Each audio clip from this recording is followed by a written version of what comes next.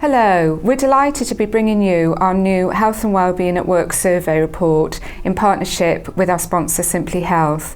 This survey used to be called the CIPD Absence Management Report, and it's now in its 18th year, but it has developed to become much more holistic and have a broader take on employee wellbeing. This reflects wider developments in the world of work, but also the CIPD's recommendation to employers to develop a more holistic approach to health and wellbeing in the workplace.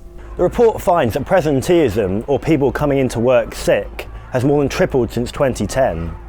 We also found that 69% of respondents reported that leavism, or people using assigned time off in order to get work done, has occurred in their organisation in the last 12 months. Despite these alarming findings, only a minority of organisations are taking steps to challenge these unhealthy working behaviours. I'm really quite worried to see that within the space of 8 years, the number of people suffering from presenteeism has tripled. I mean, that is really very worrying, but not surprising. People are feeling really insecure about the future.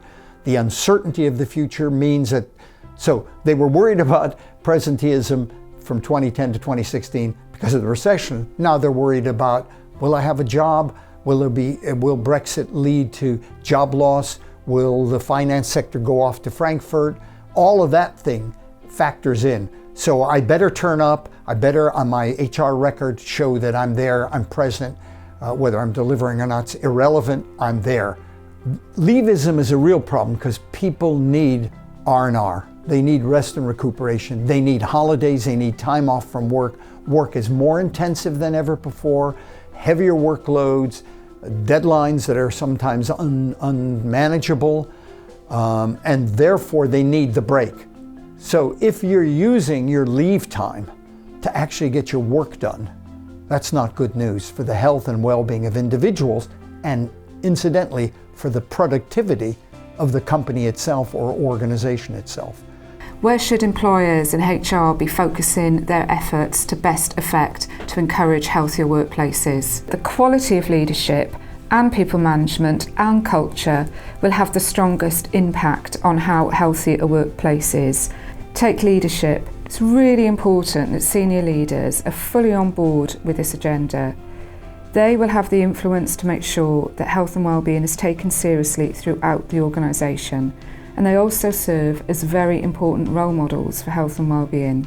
One of the main themes that emerges from the report is how crucial, how integral people managers are to people's health and wellbeing. Their management style will have a big impact on people, and they're in the front line of implementing people management policies, but also being the first port of call if someone isn't feeling well or is under pressure at work. But what we're finding through the report is that more investment is needed in line managers, in their capability, training and support. Then culture. Is it open? Is it inclusive? What are the day-to-day relationships like in that workplace? Are they based on trust? Do they give people a good sense of well-being? Is there openness around issues like mental health? And then finally, organisations need to get beyond their absence figures and really look under the skin of their attendants and the sort of behaviours and patterns that are driving wellbeing at work. Our employees are our biggest differentiator in an ever-competitive world. Therefore, it's absolutely vital that the health and well-being, the body and the mind, is addressed and looked after within your company, and it must be at the core of the values of the company. It's the small, subtle things that can make the big difference to help our people feel valued. And when our people feel valued, then they are feeling far more engaged with you as a business. In order to tackle these unhealthy practices within your company, it is vitally important that you invest in a health and wellbeing strategy, and that that strategy is at the core of your values.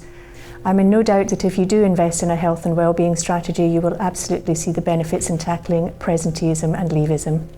Thank you for listening. We really hope that you enjoy reading this report and also find it useful for your workplace.